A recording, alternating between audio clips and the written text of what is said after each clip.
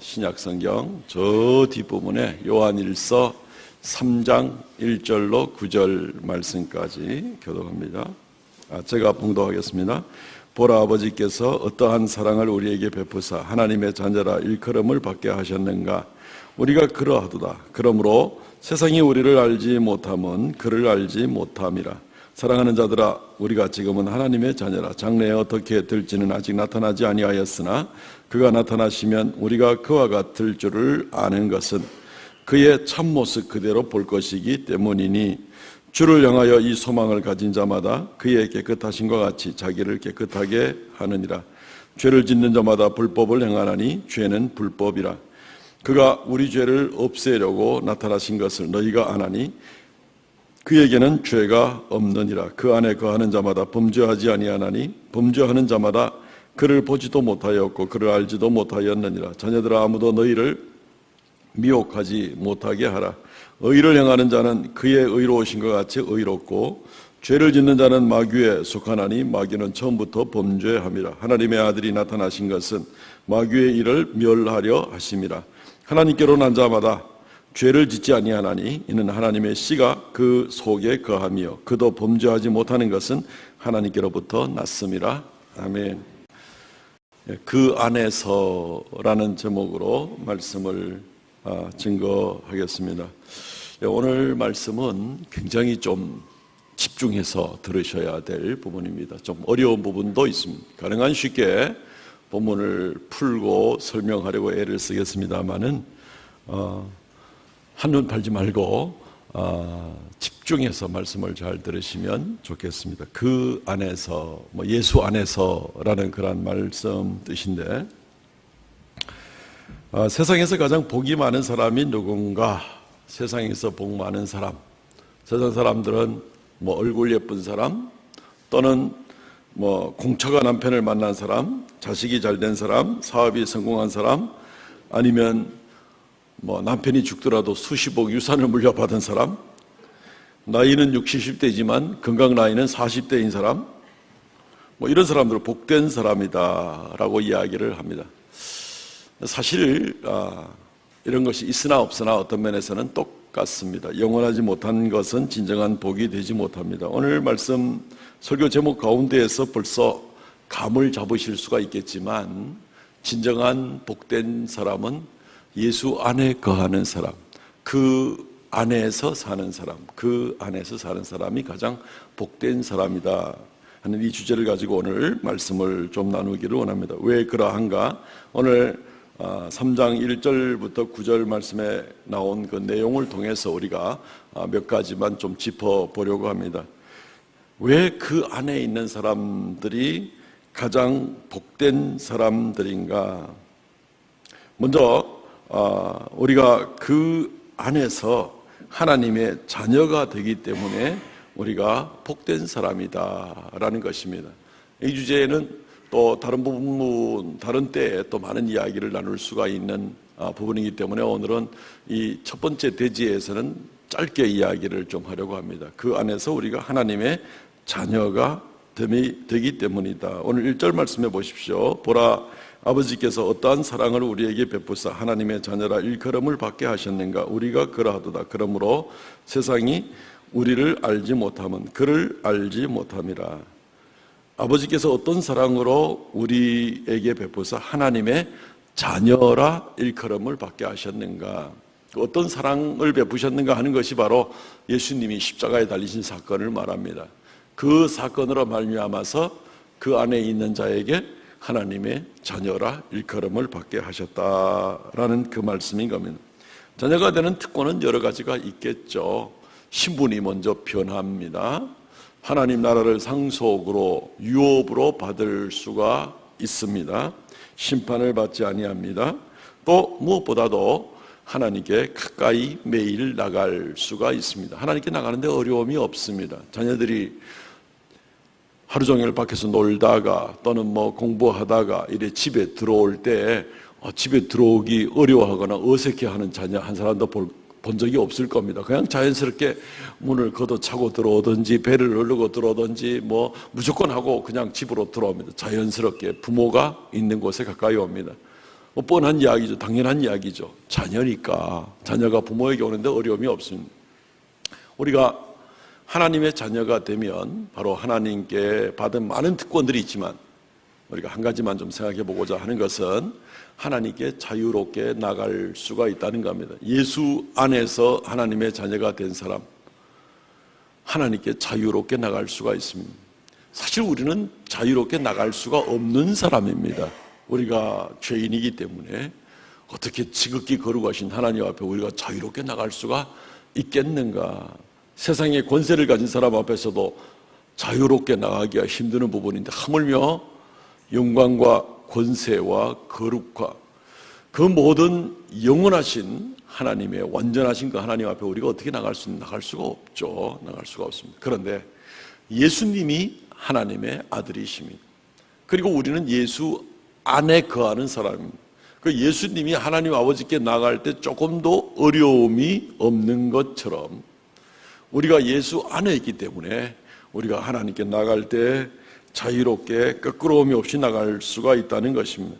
이게 굉장한 겁니다. 이게 정말 굉장한 겁니다. 지극히 높으신 하나님 앞에 우리가 언제든지 자유롭게 나갈 수 있는 것, 이것은 오직 예수 안에 거하기 때문에 그렇습니다. 우리가 기도할 때도 예수님 이름으로 기도합니다 라고 그렇게 기도하죠. 근데 그 예수님 이름으로 기도합니다 하는 말을 무슨 자판기에 단추 누르듯이 그렇게 요 기도 문구만을 넣기만 하면 된다 이렇게 생각하지 마시고 그 기도의 문구가 의미하는 바를 생각해야만 합니다. 예수의 이름으로 하나님께 나아갑니다 하는 얘기는 내가 하나님께 나아갈 자격이 없지만 내가 예수 안에 거함으로 말미암아 예수님만이 아버지 하나님께 자유롭게 나갈 수 있는 그 은혜를 힘입어서 내가 예수 안에 거하여서 그래서 예수님의 이름으로 기도합니다. 이게 가능한 겁니다. 그렇지 않으면 아무 소용이 없습니다. 예수 안에 거하는 그런 의식과 그런 믿음을 가지고 있지 않으면서 예수님의 이름으로 기도합니다 주문처럼 만약에 외워되는 그런 구절이라면 역시 아무 의미가 없습니다. 내가 인격으로 신앙으로 예수 안에 거합니다. 예수 안에서만 내가 하나님께 나갈 수 있습니다. 예수 안에서만 내가 안전합니다.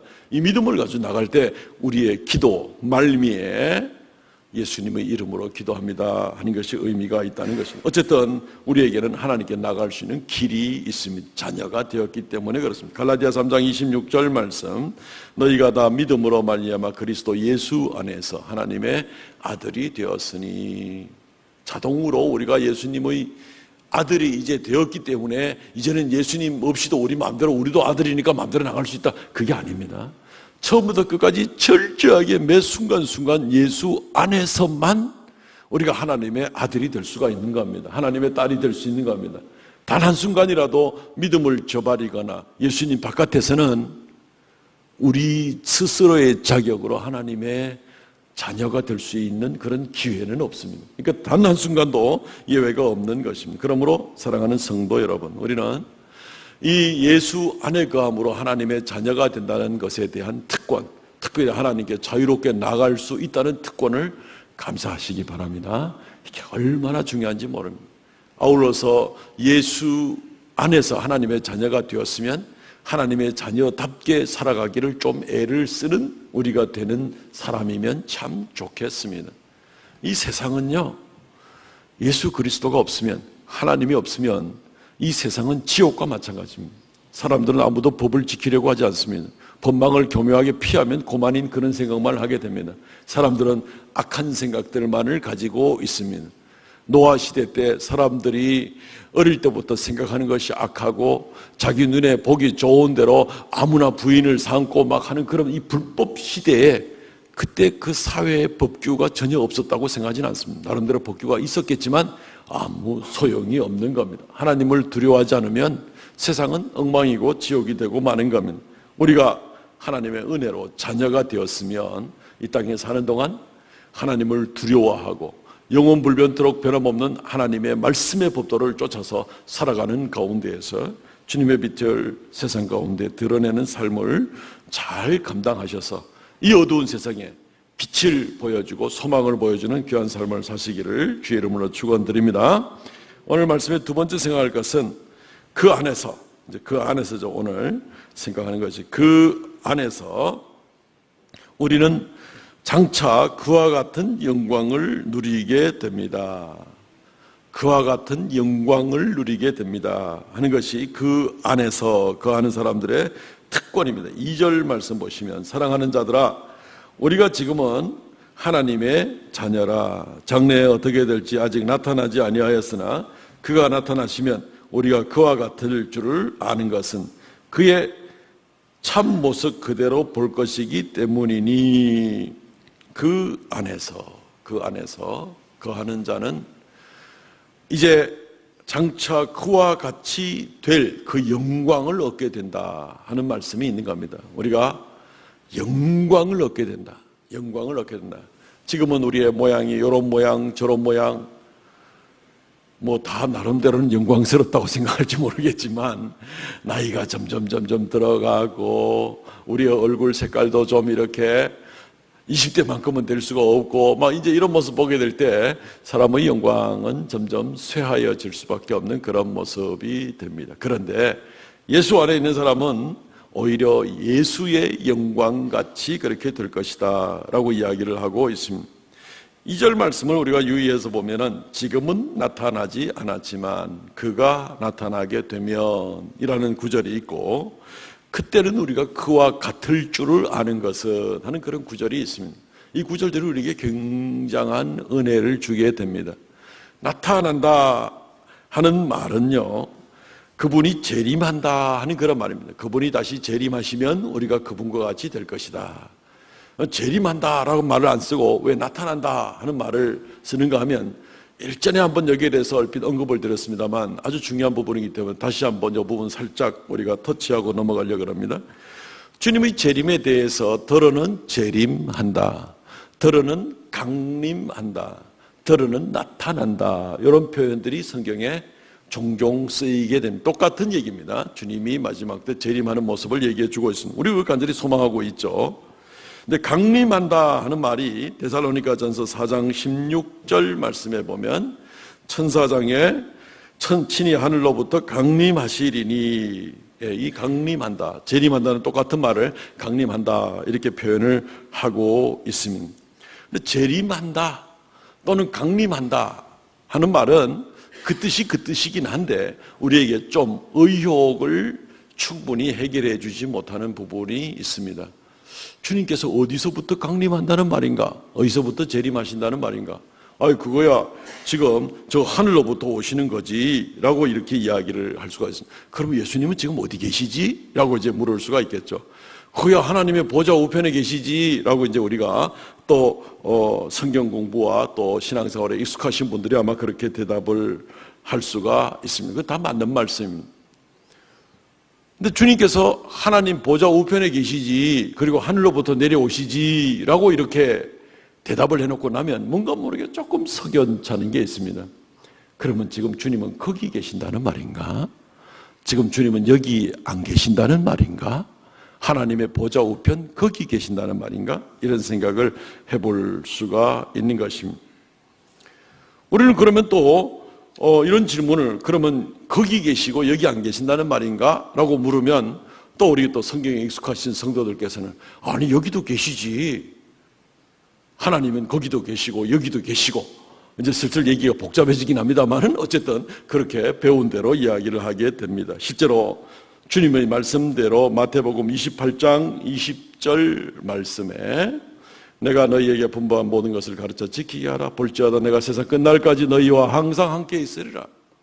제자들은 지금 땅에 있잖아요. 그리고 예수님이 부활하시면 승천하시면서 하시는 말씀이 내가 세상 끝날까지 너희와 함께 있으리라. 여기에 너희와 함께 있으리라. 부활 승천하셨지만 여기에 함께 있으리라. 이 말씀 우리가 잘 알기 때문에 지금도 예수님이 여기에 우리와 함께 계신 줄로 믿습니다. 근데 이제 뭔가 모르게 좀 헷갈리잖아요. 이게 거기 계시는가 아니면 강림하시는가 위에서부터 오시는가 이런 모든 것들을 이렇게 적절하게 조화시키기가 쉽지가 않은 것입니다. 간단히 한번 정리를 해보죠. 주 예수님은 하나님의 아들로서 천지창조를 하실 때부터 늘 이 땅에 계십니다. 구약 성경에도 아브라함 시절에도 멜기세덱이라는 사람의 모습으로 나타나서 아브라함에게 예물을 받으신 예수 그리스도, 모습을 볼 수 있습니다. 구약 시대입니다. 이 땅에 아브라함 앞에 나타나셨다는 겁니다. 아브라함 앞에는 그 외에도 몇 번 더 나타나셨습니다. 다니엘 시대에 와서 예수님은 다니엘에게도 나타나셨습니다. 인자 같은 이가 다니엘에게 나타나서 영원한 권세를 받는 환상을 보여주고 있는 것입니다. 그 때문에 이 땅에 늘 계셨던 거예요. 주님께서 늘 성부, 성자, 성령께서 이 땅에 계신 겁니다. 처음부터. 그런데 우리는 또 초림이라는 말을 쓰잖아요. 예수님이 이 땅에 오셨을 때 처음 초림이다라는 말을 쓰는데, 그렇기 때문에 초림이다라는 말은 처음 오셨다는 얘기인데 이미 여기 계셨는데 초림이라는 말은 좀 덜 어울리는 같은 생각이 든다는 거죠. 그래서 더 적절한 말이 무엇입니까? 성육신하셨다. 성육신하셨다. 주님은 이 땅에 늘 계셔서 통치하시고 다스리시지만 육신으로 계신 건 아니었는데 그때 성육신하셔서 마리아의 몸을 빌려서 나셨다. 이렇게 하면 좀 굉장히 우리가 정돈이 좀 잘 될 수가 있습니다. 주님이 다시 이 땅에서 십자가에 달리시고 죽으시고 장사되시고 부활하시고 승천하신 이후에도 여전히 이 땅에 계십니다. 마태복음 28장에 말씀하신 것처럼 여전히 계십니다. 무소부재하신 주님입니다. 어디에나 계실 수 있는 그런 주님이신 것입니다. 예수님께서 사도 바울에게 나타나셨잖아요. 사도행전 9장에 보게 되면은 9장 4절, 땅에 엎드려 들음에 소리가 있어 이르되 사울아 사울아 내가 어찌하여 나를 박해 하느냐. 사울이 예수님이 십자가에 달리시고 부활 승천하신 다음에 얘기 아닙니까? 그죠? 초대교회를 막 핍박하고 막 이럴 때 사울이라는 사람이, 그때 예수님이 이 땅에서 사울에게 나타나서 사울아 네가 왜 나를 핍박하느냐. 예수님이 이 땅에 계신 겁니다. 마태복음 28장에 약속하신 그대로 여전히 이 땅에서 어디에나 계시면서 우리와 함께 계실 수가 있는 겁니다. 그럼 이 땅에 계신 분이 어떻게 다시 재림한다 또는 강림한다 이런 말보다도 더 적절한 그런 표현이, 같은 의미이긴 하되 더 적절한 표현이 어떤 것이냐 하면은 나타나십니다 라는 겁니다. 이 땅에 계시되 우리 눈에 보이시지 아니하시지만 때가 되면 우리 눈에 보이도록 나타나신 바가 되어서 여전히 우리와 함께 하신 하나님이 마지막 그 재림의 나팔 소리와 함께 드디어 우리 눈에 보이시면서 놀라운 역사, 마지막 심판을 행하시는 그런 주님의 모습, 나타나십니다 라는 이 표현이 참으로 적절한 표현 같습니다. 그래서 고린도전서 1장 7절에 너희가 모든 은사에 부족함이 없이 우리 주 예수 그리스도의 나타나심을 기다림이라, 이것이 재림을 기다림이라 라는 얘기와 똑같습니다. 다 교리적인 용어가 될 수 있습니다. 재림이라는 말, 강림하신다는 말, 나타나시는 말, 다 교리적인 용어가 될 수 있지만 이 나타나심이라는 말이 이런 면에서 참 적절하다라고 말씀을 드리고요. 데살로니가 후서 2장 8절에 그때 불법한 자가 나타나리니 주 예수께서 그 입의 기운으로 그를 죽이시고 강림하여 나타나심으로 패하리라. 또 나타나심으로 라는 그런 얘기입니다. 오늘 말씀 2절로 다시 돌아가 볼까요?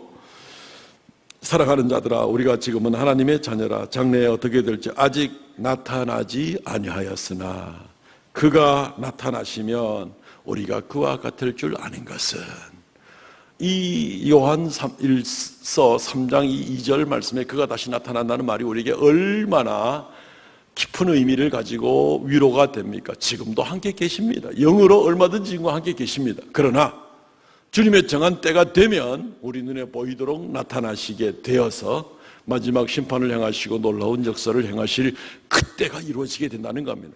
우리와 지금도 여기에 함께 계신다는 이 표현을 포함하고 있는 그런 의미일진데 우리가 얼마나 감사합니까? 예수 안에, 그 안에 거하는 성도는 저 멀리 우리가 어디 올라가서 그 안에 거하는 것이 아니라 지금 여기서 예수 그리스도 안에서 신분을 보장받으면서 그분과 함께 할 수가 있는 겁니다. 이 특권을 우리가 받은 줄 알고 담대하게 믿음으로 승리하시기 바랍니다. 또한 오늘 이 말씀 가운데 그가 나타나시면 우리가 그와 같을 것이다. 그와 같을 것이다. 도대체 그와 같을 것이다. 이게 얼마나 우리에게 놀라운 말씀인가. 예수님의 부활하신 예수 그리스도와 같을 것이다. 이게 우리가 생각할 수 있는 가장 가까운 우리의 영광의 장차의 모습이라고 볼 수가 있습니다. 영원히 썩지 않을 뿐 영혼의 아픔과 슬픔과 죽음과 연약함과 초라함이 없는 분, 굉장히 많은 것들을 우리가 생각해 볼 수가 있습니다. 어떤 청년이 저한테 질문을 던졌습니다. 목사님, 창세기 1, 2, 3장에 나오는 아담과 하와가 있는데 그 아담과 하와가 범죄하기 전에 아담과 하와는 죽게 되어 있습니까? 안 죽게 되어 있습니까? 그거야 처음에 안 죽게 만들어졌지. 그러면은 우리가 예수 믿고 난 다음에 부활하고 나면 에덴 동산에 있던 아담과 하와와 똑같은, 범죄하기 전에 아담과 하와와 똑같은 그런 모습으로 됩니까? 어떻습니까? 하고 이제 묻는 거예요. 이제 뭐 좋은 질문이라고 이제 생각을 했고, 똑같지는 않다라고 이렇게 대답을 줬습니다. 아담과 하와는 흙으로 만들어졌습니다. 우리의 부활한 몸은 흙으로 만들어진 게 아닙니다. 위로부터 하나님께서 직접 만드신 그런 부활의 몸을 입게 될 것입니다. 아담과 하와는 에덴 동산에만 국한된, 흙으로 만들어졌기 때문에 에덴 동산에 국한된 그런 공간에 살 수밖에 없습니다. 우리의 부활의 몸은 장차 부활하신 예수님과 같이 시간과 공간의 제약을 받지 않는 그런 몸으로 될 것입니다. 아담과 하와의 범죄하기 전의 몸과는 비교되지 않을 정도로 더 놀라운 삶을 살게 됩니다. 이게 부활하신 예수님의 모습입니다. 부활하신 예수님의 모습입니다. 굉장한 겁니다. 말 그대로 영원한 겁니다. 영원한 겁니다. 땅에 살면서는 우리가 과거와 현재와 미래로 나갑니다. 인생으로 태어났으면 생로병사를 피할 수가 없이 쭉 나가게 됩니다.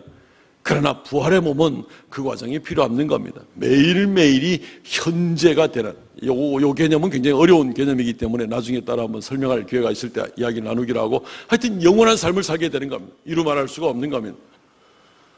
옛날에 밀턴이라는 위대한 시인이 그 일을, 창세기의 일을 쓸 때 신라권이라는 그런 작품을 남겼죠. 신라권. 낙원을 잃어버린 것, 낙원은 쫓겨난 겁니다. 그래 나중에는 예수 안에서 복낙원이다, 낙원으로 바로 돌아간다, 이제 이러한 메시지를 또 가지고 작품을 남기게 됩니다. 근데 정확히 말하면 에덴 동산의 복낙원과는 차원이 다른 세계로 우리가 들어가게 되는 겁니다. 너무너무 놀라운 겁니다. 이것을 우리가 생각하면서 우리 성도들이 장차 우리가 그와 같을 것은, 이 모습을 생각하실 때에 장차 내가 지금 그 안에서, 내가 지금 예수 안에 있는 사람인데, 예수 믿고 이 안에 있는 사람인데 내가 어떻게 될 것인가, 이 상상을 좀 하면서 그 소망 가운데 살아가시기를 바랍니다. 맨날 땅만 쳐다보고 그냥 허겁지겁 인생 바쁜데 그냥 이웃과 토닥거리면서 그냥 모든 애욕 가운데 그냥 헤매고 사는 것이 아니라 우리에게 약속된 이 놀라운 약속들을 보면서 좀 담대한 모습으로 살아가실 수 있으면 우리의 삶이 얼마나 차원 높은 그런 삶이 될 것인가 우리가 확인해 볼 수가 있습니다. 그가 나타나시면 우리가 그와 같이 될 것은, 지금도 영으로 우리와 함께 하시는 그 안에 거하는 성도들의 특권과 장차 부활하신 그분의 몸과 같이 영광 가운데 임하게 될 겁니다. 즐거워하게 됩니다. 요한계시록 18장 20절, 하늘과 성도들과 사도들과 선지자들아 그로 말미암아 즐거워하라. 하나님이 너희를 위하여 그에게 심판을 행하셨습니다. 즐거워하라. 영광 가운데, 영원한 환희 가운데 우리가 나가게 될 겁니다. 땅에 살다 보면 힘들 때 많이 있죠. 한숨 쉴 때도 많이 있고 참 육신적으로나 영적으로 힘들 때 많이 있죠. 그러나 그날이 이르게 되면 이루 말할 수 없는 즐거움과 환희 가운데 영원한 삶을 살게 될 겁니다. 이 날을 소망하시고 살아가시기 바랍니다. 오늘 말씀 가운데 제일 마지막 부분 한 가지 더 살펴보겠습니다.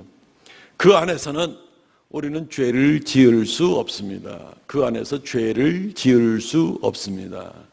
이 부분이 어떤 면에서는 오늘 다룰 내용 가운데서 가장 어려운 부분이기도 합니다. 성경의 난제에 해당되는 부분이기도 합니다. 오늘 6절 말씀을 한번 보시면, 그 안에 거하는 자마다 범죄하지 아니하나니 범죄하는 자마다 그를 보지도 못하였고 그를 알지도 못하였느니라. 이게 이제 굉장히 뭔가 맞는 말씀인데 뭔가 모르게 우리 한편으로 속으로 우리를 좀 두렵게, 좀 찝찝하게 만드는 구절이기도 합니다. 그 안에 거하는 자마다, 예수 안에 거하는 자마다 범죄하지 아니하나니 범죄하는 자마다 그를 보지도 못하였고 알지도 못하였다. 우리가 우리 자신을 한번 돌아보게 되면 이게 자칫 낙심시킬 수 있는 그런 말씀이 됩니다. 우리는 예수 안에 거하는 자 맞습니까? 영 자신이 없어지 벌써 시작도 안 했는데 벌써 자신이 없어집니까? 우리는 예수님 믿습니까?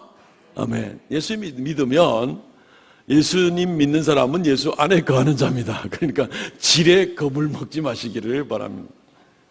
근데 이제 우리가 이제 의욕을 갖는 게 이 구절들을 보게 되면 그 안에 거하는 자마다 범죄하지 아니하나니. 근데 나를 돌아보니까 이 죄를 짓는 것 같으라는 말이죠. 마음으로, 생각으로, 말로, 행동으로, 늘 자주 넘어지고, 늘 부족하고 이러니까, 그럼 내가 그 안에 거하는 자마다 죄를 짓지 아니하나니, 그러면 내가 그 안에 없다는 얘기인가? 아니, 내가 그 안에 없다는 얘기는 구원 못 받는다는 얘기인데, 그러면 문제가 심각하지 않는가? 이러니까 이제, 자신감이 없어지는 거죠. 아까 대답이 좀 멈칫하신 분들은 그 짧은 시간에 이 많은 생각을 하셨을 줄로 생각이 됩니다. 그런 생각이 우리에게 얼마든지 들 수가 있는 겁니다. 근데 실제로 우리 가운데 죄 없는 사람이 아무도 없잖아요. 예수 믿고 난 다음에라도 우리가 죄를 하나도 짓지 않는 사람이 과연 있을까요? 예수 믿고 난 다음에는 우리가 머릿속으로 마음속으로 전혀 매 순간순간이 완벽한 그런 삶을 살아가고 있는가요? 그런 사람은 아무도 없습니다. 그럼 도대체 뭐냐? 그 안에 거하는 자마다 죄를 짓지도 아니하고 죄를 알지도 못한다 그랬는데 그럼 나는 뭐냐? 내 믿음이 그러면 거짓이라는 말인가? 이런 의혹을 가질 수가 있습니다. 요한일서 1장 8절 말씀을 보면 요한 이 또 다른 이 절에 대한 어려운 점이 요한일서 1장 8절 같은 책의 2장 앞에 있는 구절인데 우리가 죄 없다고 말하면 스스로 속이고 진리가 우리 속에 있지 아니할 것이요. 여기서 우리라는 말은 나와 너가 우리죠. 편지 쓴 사람하고 편지 받는 사람이 우리죠. 요한일서를 쓴 사람하고 받는 사람이죠. 그러니까 요한일서를 쓴 사람은 사도 요한이고 편지를 받는 사람은 이제 흩어져 있는 이 성도들을 말하는데 사도를 포함해서 우리입니다. 이 사도를 포함해서 뭐라고 말하고 있냐면 우리가 죄 없다고 하면 스스로 속이고 사도는 예수 믿은 지 오래됐잖아요. 그런데도 불구하고 우리가 죄 없다 말할 수가 없다는 것입니다. 그럼 요한 1서 1장에서는 우리가 죄 없다고 말할 수 없다. 예수 믿은 다음에도 우리가 사도든지 성도든지 간에 다 죄 있는 사람이다 라고 얘기해 놓고 요한 1서 3장에 가서는 그 안에 거하는 자는 죄를 짓지 아니하나니 죄를 알지도 못합니다. 이렇게 얘기하는 게 도대체 요한 1서 안에서 앞장과 뒷장이 서로 충돌되는 거 아니에요? 하고 이제 이런 성경 난제가 발생하게 되는 겁니다. 혹은 혹시 생각할 때 사도 요한이 이 편지 쓸 때 나이가 많았는 거야. 그러니까 헷갈려가지고 자기가 지금 뭔 소리 하는지 모르는 거야. 앞에서 이 소리 했다가 뒤에서 딴 소리 했다가 그럴 수 있는 거야. 그렇게도 생각할 수가 있겠죠. 해석하기가 쉽지가 않습니다. 그래서 뒷부분에 대해서 주석가들이 쉽게 나름대로는 조화시키려고 애를 쓰는 부분이 뭐냐면은 그 안에 거하는 자마다 죄를 범죄하지 아니하나니 여기에 범죄를 한다는 얘기는 헬라말로 현재형으로 되어 있는 거야. 그리고 이 현재형이라는 얘기는 헬라 문법에 따지면 이것은 습관적이고 반복적인 동작을 말하는 거니까 그 안에 거하는 자마다 같은 죄를 습관적으로 반복적으로 지을 수는 없다는 그걸 말하는 거야. 죄가 완전히 없다는 게 아니라 이제 그런 걸 의미하는 거야. 이렇게 주석을 하는 경우들을 우리가 많이 보게 됩니다. 그래도 뭔가 좀 찝찝한 생각이 듭니다. 그러면은 나는 과연 반복적인 죄의 생각들, 죄의 행동들을 반복적으로 하지 않는가? 예수 믿고 난 다음에 그 죄들을 반복하지 않으려고 애를 쓰지만 그렇지만 과연 단 한 번도 반복하지 않는가? 라고 자기에게 질문을 던져볼 때 역시 자신이 없을 겁니다. 누구라도 여기에 대해서 큰 소리 칠 수 있는 사람이 없을 겁니다. 내가 이제부터는 예수 안에서 정말 온유하고 신경질 내지 말아야지. 근데 그냥 1시간도 안 돼서 또 신경질 내고 짜증내고 얼마든지 할 수도 있는 거 아니겠어요? 이 때문에 주석이 그렇게 조화를 시키려는 부분으로 애를 써도 우리는 정확하게 그렇게 썩 시원하게 와닿지 않는 그런 모습을 보게 됩니다. 요한일서 1장 9절로 다시 한번 살짝 넘어가 보면요. 만일 우리가 우리 죄를 자백하면 그는 미쁘시고 의로우사 우리 죄를 사하시며 우리를 모든 불의에서 깨끗게 하실 것이요. 죄 없다 하면 예수 믿은 다음에라도 죄 없다 하면 거짓말하는 자인데 그런데 예수 믿은 다음에 우리 죄를 자백하면 바로 그 다음 절이거든요. 자백하면 저는 미쁘시고 의로우사 우리의 모든 죄를 사하시고 우리를 깨끗하게 하신다는 것입니다. 예수 그리스도를 주로 영접하는 사람, 그리고 예수께서 나의 모든 죄, 과거의 죄, 현재의 죄, 미래의 죄를 다 사하여 주심을 감사합니다 하고 믿음으로 나가는 사람은 그 죄가 깨끗하여진 겁니다. 깨끗하여진 겁니다. 이 사람은 어떤 사람이냐면 예수 안에, 그 안에 거하는 사람인 것입니다. 자, 이제 조금 생각을 좀 발전시켜서 보시죠. 예수 안에, 그 안에 거한다는 것이 바로 이 어려운 성경의 난제를 해결하는 그러한 핵심 단어가 되는 것을 우리가 생각해 봐야 됩니다. 예수 안에 있으면 예수께서 모든 것을 책임지십니다. 예수 안에 있으면 우리의 억만죄악이 모두 다 죄값이 치러졌기 때문에 용서받은 줄로 믿습니다. 과거의 죄, 현재의 죄, 미래에 지을 죄까지도 이미 예수님의 보혈의 피값은 억만 번이나 모든 죄를 다 용서하기에도 충분한 그러한 보혈이십니다. 그래서 예수 안에 있는 자는 이미 용서를 받은 자입니다. 우리는 예수 안에서만 하나님께 나갈 수가 있습니다. 하나님은 예수 그리스도를 보시고 예수를 통해서만 우리를 보시게 됩니다. 그리고 우리는 예수 안에 있습니다. 하나님이 예수 그리스도를 보실 때에 예수님 그 자체가 온전하게 죄 없으신 분입니다. 예수님은 죄를 알지도 못하시는 분입니다. 예수님은 완전하신 분입니다. 예수에게서 죄를 찾을 수가 없습니다. 그런데 우리가 예수 안에 거하여서 예수님을 믿음으로 예수님과 하나가 된 우리가 만약에 죄 가운데 남아있는 모습이라면 하나님이 예수 안에서 죄를 발견할 수가 있다는 얘기입니까? 그렇게 될 수가 없다는 얘기입니다. 우리는 이미 예수 그리스도의 보혈로 완전하게 모든 죄값을 치렀기 때문에 하나님이 예수님을 통해서만 우리를 보시고자 할 때에 그때에 우리는 이미 예수 안에서 우리에게서 죄를 심판해야 될 남은 죄를 발견할래야 발견할 수가 없다는 것입니다. 예수 안에서. 이 얼마나 놀라운 말씀인지 모릅니다. 예수 안에 거한다는 것이 얼마나 놀라운 이 말씀인지 모릅니다. 요한일서 3장 6절 말씀을 다시 한번 천천히 읽어보죠. 그 안에 거하는 자마다 범죄하지 아니하나니 범죄하는 자마다 그를 보지도 못하였고 그를 알지도 못하였느니라. 예수 안에 거한다는 전제 조건이 있는 겁니다. 그 안에 있을 때는 범죄하지 아니하나니, 내 의지의 문제가 아니라 주님의 사랑과 은혜로 말미암아서 범죄하지 않은 자처럼, 범죄했지만 문제가 완전히 해결되어서 더 이상 심판받을 범죄가 없는 자로 그렇게 여김을 받는 것입니다. 그리고 그 안에서 우리는 하나님을 보게 되는 겁니다. 그러면 범죄하는 자마다 아직까지 심판받을 범죄가 남아있는 자와 같이 여겨지는 사람들은 어떤 사람들입니까? 그 안에 머물지 않는 사람입니다. 내가 죄 없다고 스스로 말하는 사람입니다. 그래서 죄를 고백하지도 않고 예수를 영접하지도 않는 사람들입니다. 이 사람들은 예수 바깥에 있는 사람들입니다. 그들은 여전히 범죄 가운데 남아 있습니다. 그들은 여전히 하나님을 보지도 못하는 사람들이 될 겁니다. 그들은 여전히 자기들의 행동에 대해서 자기들이 책임을 져야 되는 그러한 입장에 있게 되는 겁니다. 예수 안에 거하는 사람들에게 있어서는 이 모든 것이 완전하게 해결되는 그 모습을 우리가 보게 되는 것입니다. 사랑하는 성도 여러분, 그 안에 거하는 자는 허물이 있으되 허물로 여겨지지 아니하고 여전히 완벽한 정결함으로 여겨진다는 겁니다. 이게 말이 되는 소리입니까? 그렇지만 그 안에서는 이것이 가능하다는 얘기입니다. 예수 안에서. 시편 32편 1절 말씀에 허물의 사함을 받고 자신의 죄가 가려진 자는 복이 있도다.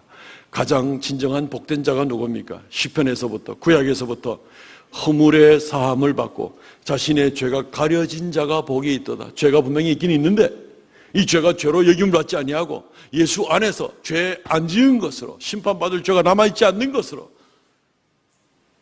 이렇게 인정받는 자가 복이 있도다.